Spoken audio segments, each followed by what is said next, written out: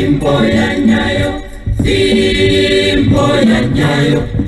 right, thank you so much for staying. The Monday Report and the Town Hall session begins right now. We're talking about the years of Moi. We'd like to hear from you as well. How do you remember Mzee? Most of the people were in the audience, were in Parliament, and they've lived through the 24 years of the rule of President Daniel Toroitich Arap Moi. We'll find out from them how they remember the former head of state. We'd also like to hear from you as well.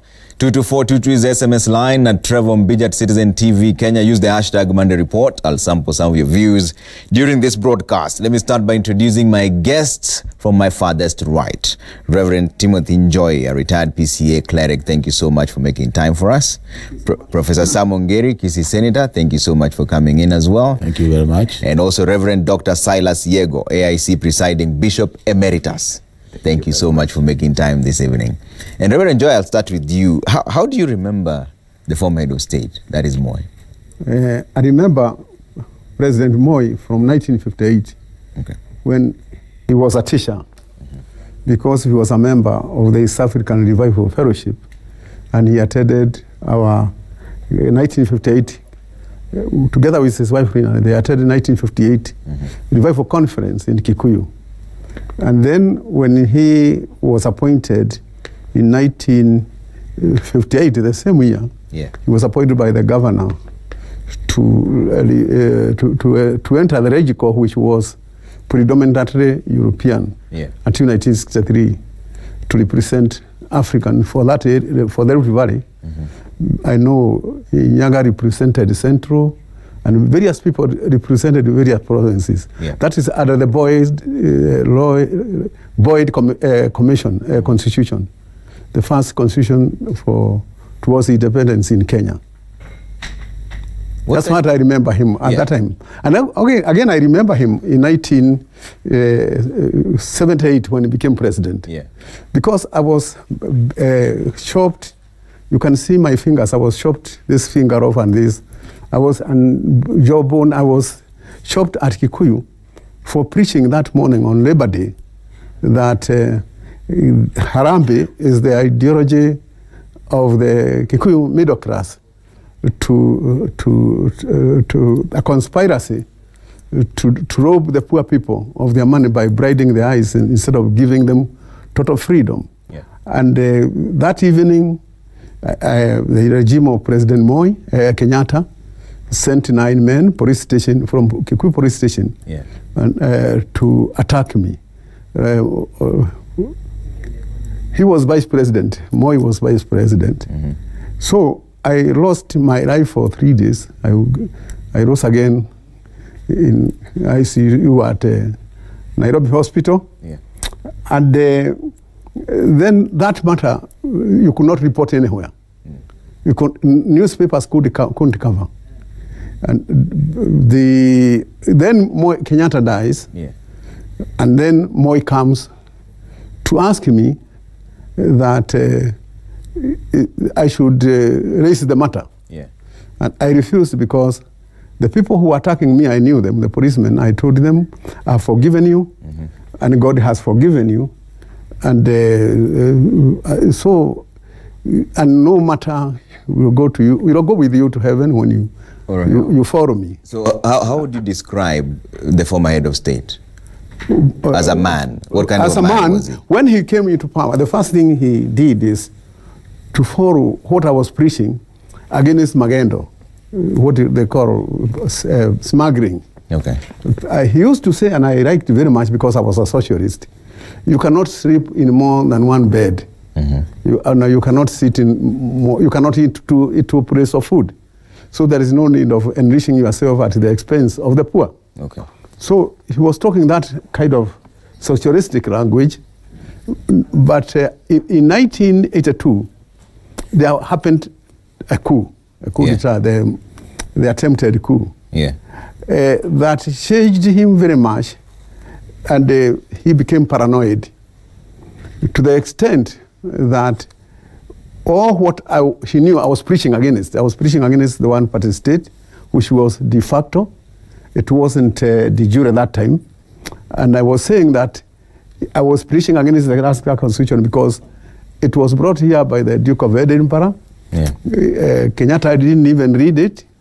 He just, it remained in the envelope until, I think it's me who opened that envelope in 1972 when I came for research. We were given a constitution which we didn't read. It was not what you call homegrown. Yeah. It was drafted by Professor Mackenzie of Manchester University. And there are three things Kenyatta negotiated, and which made Toroitich to walk out of the Lancaster conference and to return home. Yeah. They wanted to the constitution to revoke the 1910 and 1904 treaty, which the Maasai ceded the land north of the Rift Valley to the British. And Kenyatta was told as a deal to get independence by Duncan, it's good to make it races fair, meaning willing buyer, willing seller. Yeah. So Kenyatta agreed that and he was fighting until that time for return land to the poor, to the original owners. But now that he was told that he can buy land in the Rift Valley, and his people can buy, he agreed to get a loan of 62 million, and therefore for buying that land. Okay. So, it's giving reparation to the thief. Okay. You know, paying the thief for having stolen. So now the Maasai walked out. Then the other thing, a group that walked out. Maasai had done the delegation. Kanu had 10 also. And then there was the Somali who had, I think, 3 delegations. They also walked out. Yeah. When the Kenyatta agreed to be given military power to crush the shifter, the secession. Yeah. And then the other thing that they ceded in Lancaster, and why I didn't like that constitution, was that the Arabs during colonial times, they were protectorate. Okay. So Kenya was called Kenya Colony and Protectorate.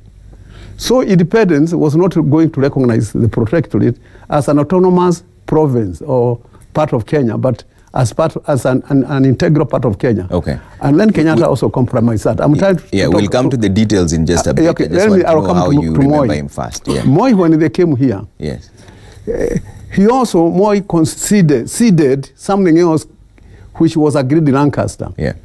They agreed in Majibo.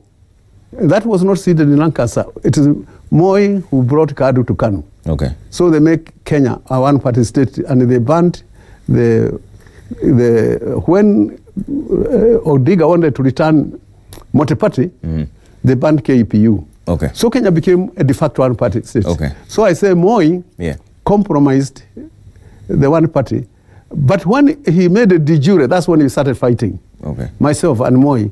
Okay. Combat to combat. Okay. And we'll come to combat in just a bit, and we also saw some of your video clips. Professor, how do you remember the former head of state? Well, it's quite interesting. Yeah. The first encounter that I had with President Moi, I was a student in India in 1960. I was the president of the Kenya Students Association. Yeah.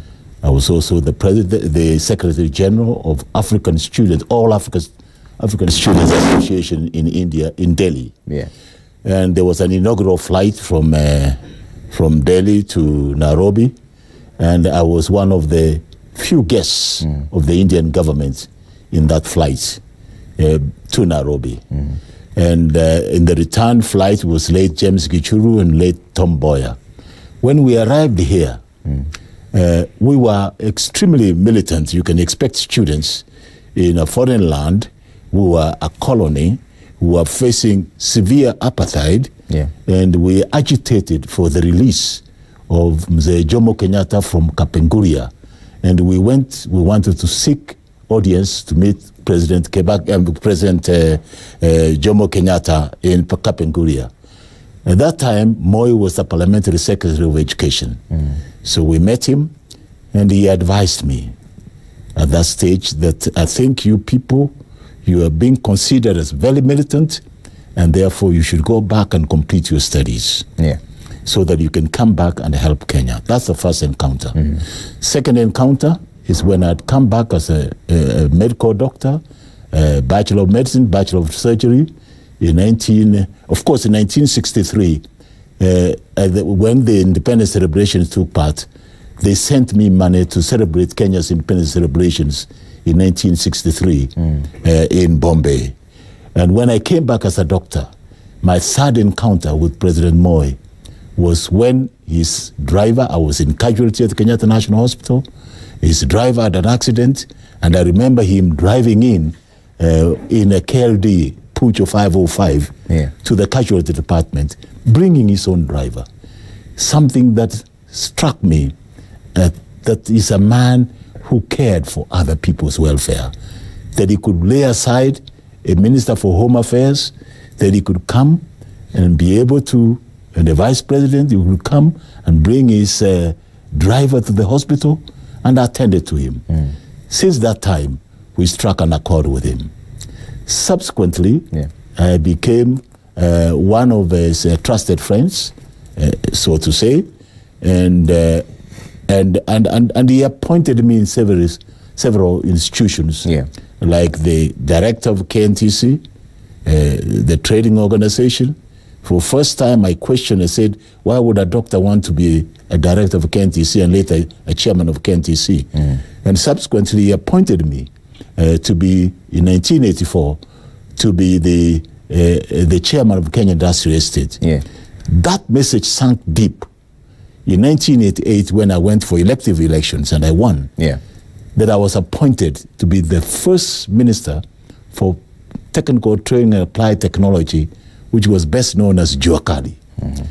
Now, I then realized that he was preparing me on how to be able to create vocational training centers, technical training institutes, so that we can have skills development in our youth polytechnics, in our middle-level colleges, who are technical training institutes, and also in our national polytechnics, which were then the epic of technical training in so this how country. would you describe him then as a man? You mentioned he was caring. Well, I would describe him as a man who was outright in his approach, pragmatic.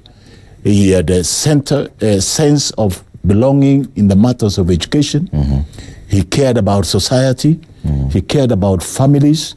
He cared about welfare of the people.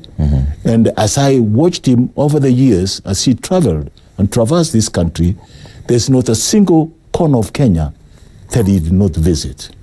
He was loyal to the president then, President Jomo Kenyatta. He became a vice president. He was still very loyal to him.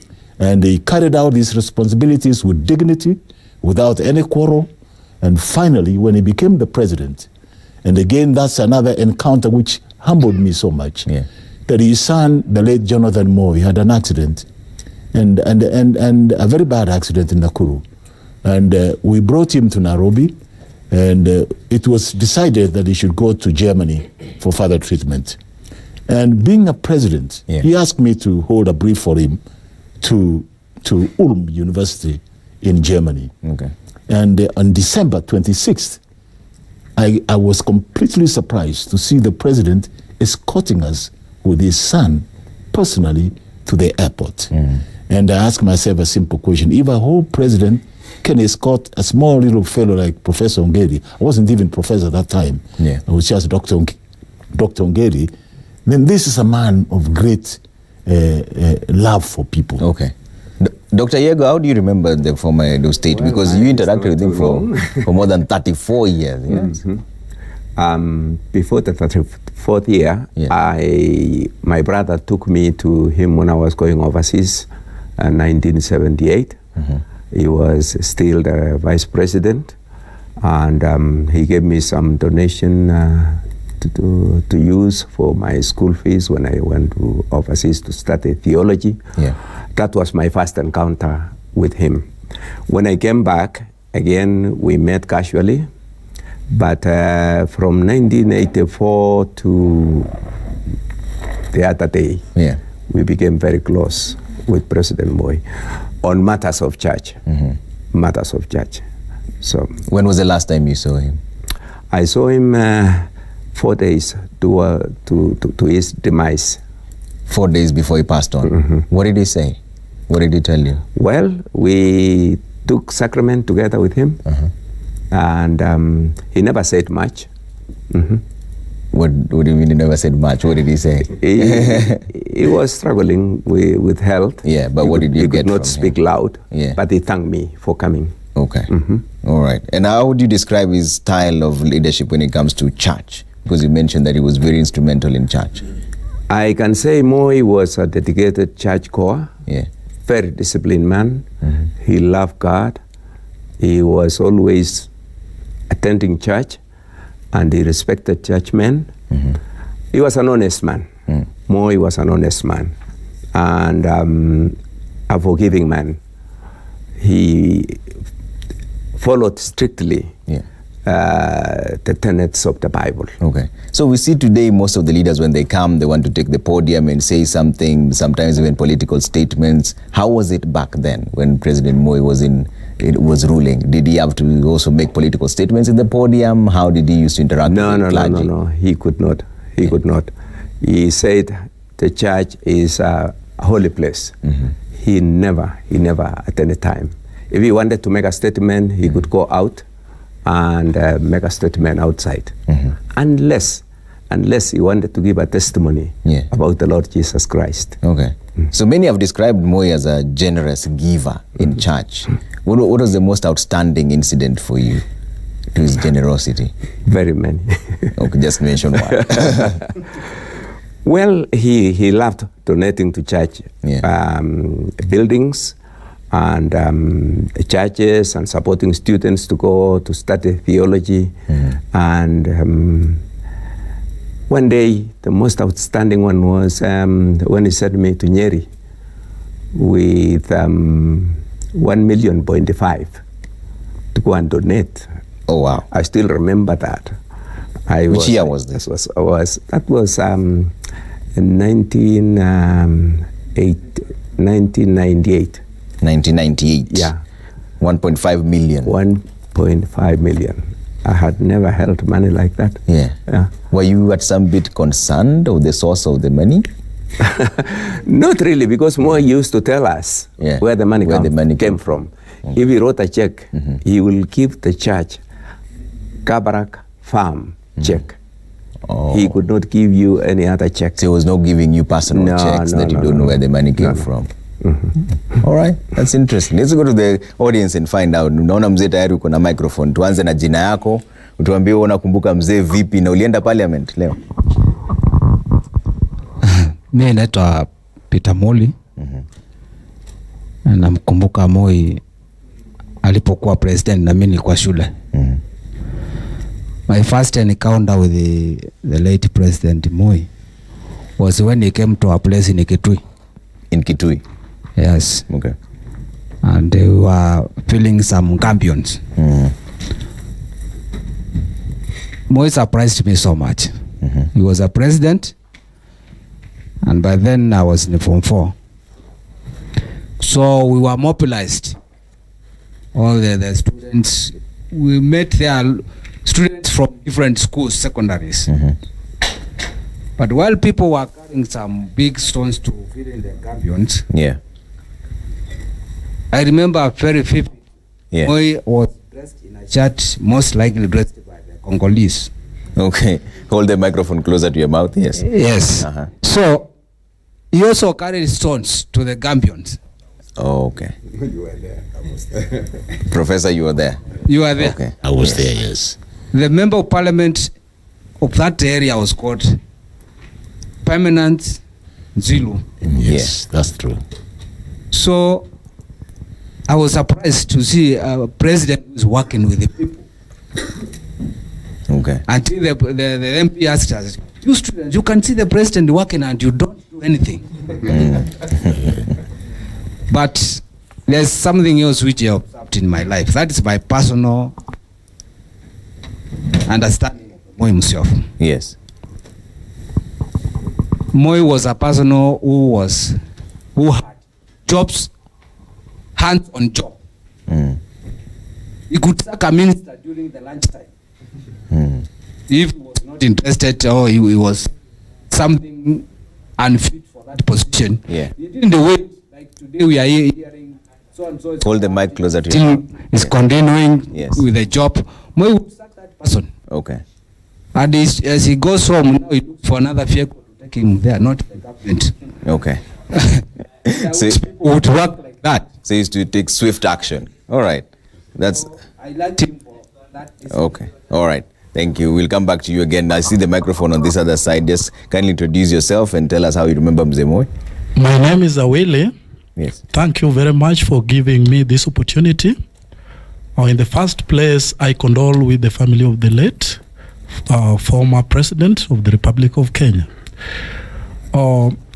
I can recall my first time to encounter with the late president.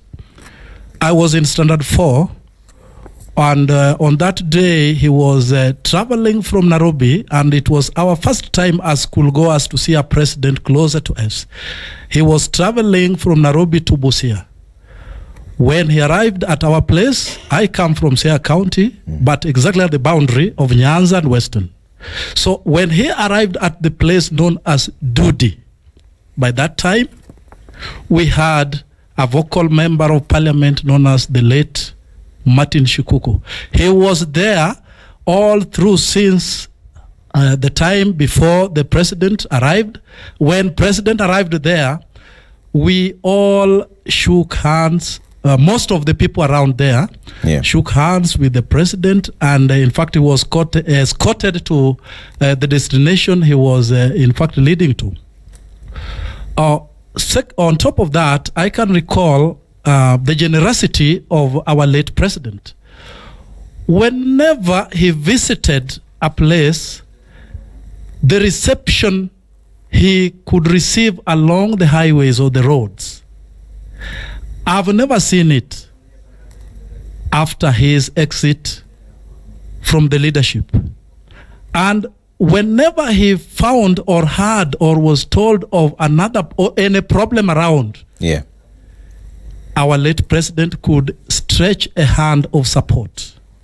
I can recall very well, I was working in Nakuru. On his way to Kabarak, he was in a Volkswagen.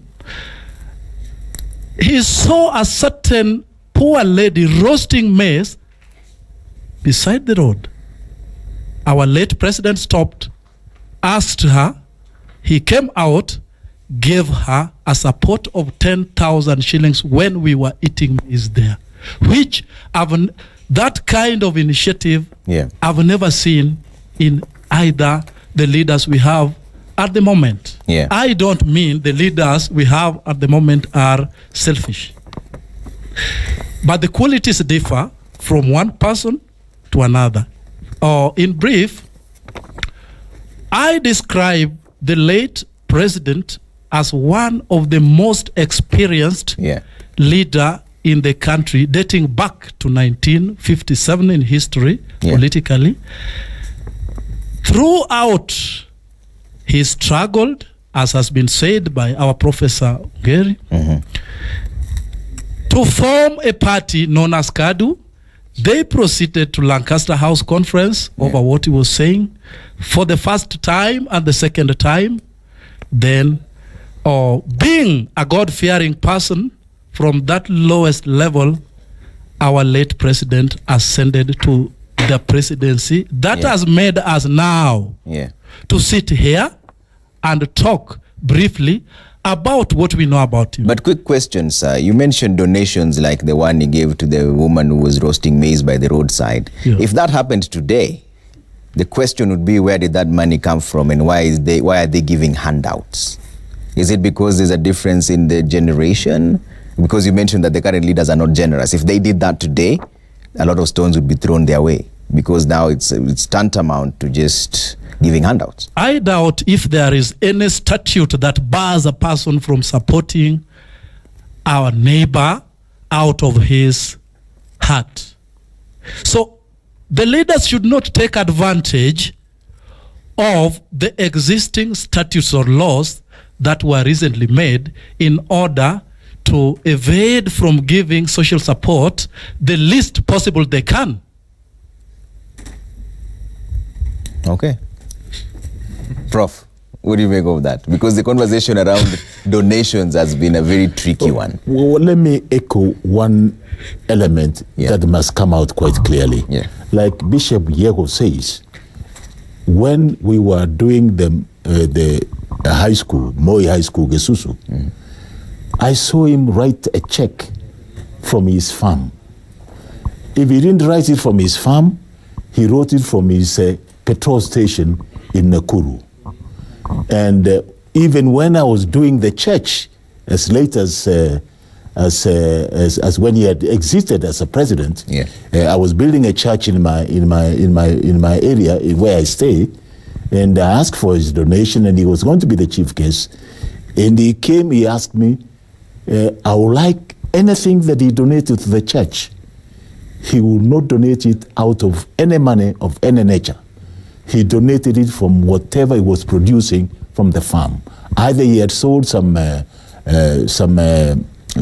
rice or wheat to be able to make wheat, to be able to give you something else, or there was some level of support elsewhere that he could pinpoint where the money was coming from. So it was money that you could track the source. And to ensure that was lived into, he was the first president who established the Ethics and Anti-Corruption Commission, because he did not believe in corrupt money.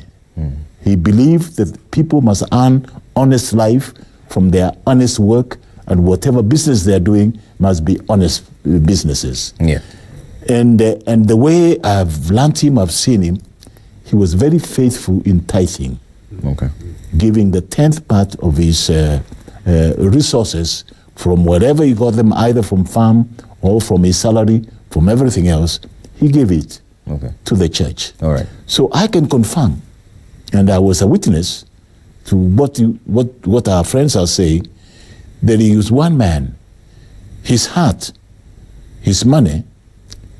In fact, one would say, for him, money, if he had money, he would spend that money for something good, either to a school or to a church, or to help somebody who is stuck somewhere, or to be able to reach out to the students at the university, the students, the girl child.